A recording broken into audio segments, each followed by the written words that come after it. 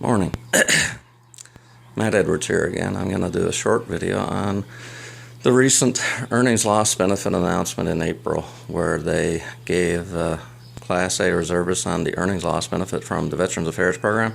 They gave them an increase, and they made it equitable by giving them the same as persons in the regular force got. However, either by design or by accident, people on SISIP, which is basically the same thing as the earnings loss benefit, except administered through Manulife for the Canadian Forces, they didn't get the same rise in benefits which was provided under the law in the earnings loss benefit. In Section 19B4, that gave me the right to get a certain amount of money from SISIP, and that was struck off the law books, and it was replaced by Section 3 being amalgamated with Section 4. Now, that means to me that SISIP is not obeying the law, that they don't have us on, myself and Walter Callahan, are not like taken off SISIP and put on the earnings loss benefit. In that case, there's only one payer and should be all fair. I get the earnings loss benefit increase. Or, alternatively, they could give us the increase and not have us apply and go through all that crap with Veterans Affairs. But they didn't do that, and I heard there's going to be a solution where they both pay. SISIP pays their share and Veterans Affairs pays a top-up. The problem I have with that is, well, frankly, it seems stupid.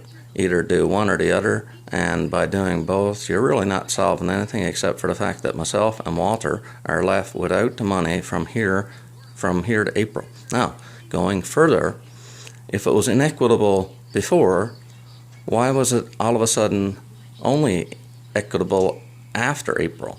What they don't realize is that the admission of discrimination, inequality, inequity in April can be used to justify a complaint for Class A reservists not getting treated fairly before April 2015, which is a much bigger issue. I think that would cost billions. For example, Class A reservists are paid 85% of a regular force person. That can be challenged under inequity. The Class A reservist has to be on duty to get SISIP. That can be challenged as both A, inequitable, and B, being effectively an exclusion clause.